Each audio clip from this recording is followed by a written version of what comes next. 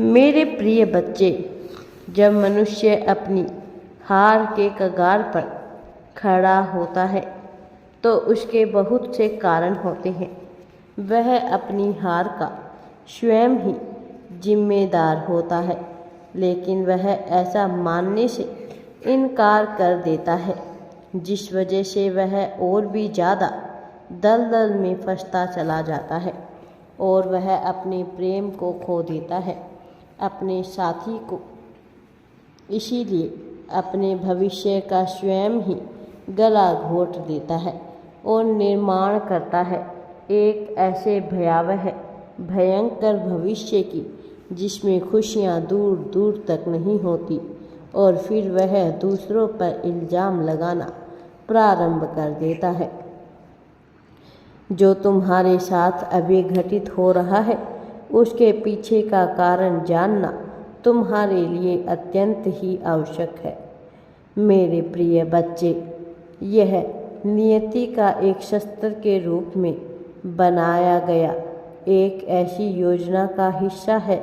यह संदेश जिसे तुम अभी समझ नहीं पाए, लेकिन जिस पल तुम इसके रहस्य को समझ जाओगे तुम्हें अपने जीवन पर नाज होने लगेगा और तुम क्या थे, क्या हो और क्या हो जाने के लिए जन्म लिए हो, यह जानना तुम्हारे लिए अत्यंत ही आवश्यक है।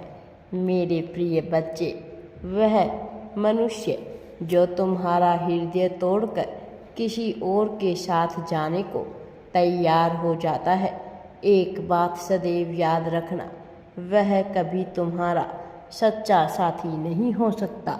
फिर चाहे तुमने उसको पाने के लिए कितने ही प्रयत्न क्यों ना किए हो, कितना ही तुम उसके लिए क्यों ना तड़पे हो, क्यों ना छटपटाए हो, वह वास्तव में इस योग्य नहीं होता कि वह तुम्हारा हो सके। और जो मनुष्य इस आसक्ति को छोड़कर अनासक्ति की ओर बढ़ने को तैयार रहता है, वह जीवन में सब कुछ प्राप्त कर सकता है। वास्तव में धर्म क्या है, यह समझना तुम्हारे लिए आवश्यक है। और आज जबकि तुम्हें यह संदेश मिला है, कई मुश्किलों के बाद, तो ना जाने कितने ब्रह्मांड से गुजरता हुआ तुम तक यह तुम्हारे कानों तक पहुंच रहा है, तुम्हारे मस्तिष्क में उतरने वाला है। तो इसके रहस्य को समझो। आखिर क्यों इतने संघर्षों के बाद तुम्हें यह संदेश मिल रहा है? आखिर क्यों इसी पल में तुम्हें यह संदेश मिल रहा है, तुम तक अभी पहुंच रहा है? क्यों तुम्हारी आँखों के सामने यह स्पष्ट हुआ? क्यों नियति ने यह तुम्हारे जीवन में अभी भी लिखा है? यह संदेश अनंत काल के लिए लिखा गया है। मेरे प्रिय बच्चे, इससे तुम ना जाने कितनी ही पुण्य आत्माओं का भला होने वाला है। लेकिन अभी इन क्षणों में तुम और केवल तुम ही तुम हो, जिसके लिए ब्रह्मांड कार्य करना चाहता है, जिसके लिए समस्त सृष्टि कार्य करना चाहती है, जिसके लिए नियति अपनी योजनाएं बनाने को भी तैयार हो रही है। तो तुम अब जब सबके केंद्र बिंदु में हो, तुम अब जब सूर्य के मध्यांतर में हो, तो तुम्हें अपनी महत्वता को स्वीकार करना है। मेरे प्रिय बच्चे, आसक्ति और अनासक्ति के खेल में ही मोह का जन्म होता है, प्रेम की उत्पत्ति होती है। मनुष्य अपने लक्ष्यों से भटकता भी है, लक्ष्यों तक पहुंचता भी है। यह चुनाव तुम्हारा होने वाला है और तुम्हारा यह चुनाव बड़ा ही भयंकर होगा, क्योंकि इसके बाद जहाँ एक तरफ विशाल भविष्य तुम्हारा इंतजार कर रहा है, खुशियों से भरा हुआ भविष्य तुम्हारा इंतजार कर रहा है, तो वही पीछे दुखों के सौदागर तुम्हारे पीछे पड़े हैं, तुम्हें नोच लेना चाहते हैं, तुमसे वह सब कुछ खींच लेना चाहते हैं जिससे तुम्हें खुशियाँ हासिल हो। यदि तुम जरा भी पीछे मुड़े तो तुम कौन सी खाई में गिरोगे, तुम जान भी नहीं पाओगे।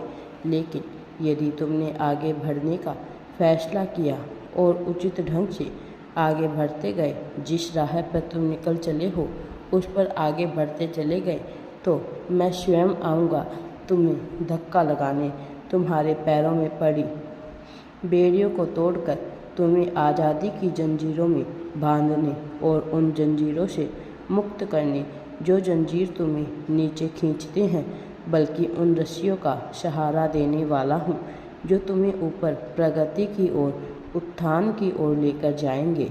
मेरे प्रिय बच्चे, जब तुम अपने आसपास की चीज़ों में, जब तुम उन चीज़ों में जिनसे तुम जुड़े हुए हो अपनी खुशियाँ ढूंढ लेते हो, तो इस संसार की कोई भी ताकत तुम्हें दुखी नहीं कर सकती है।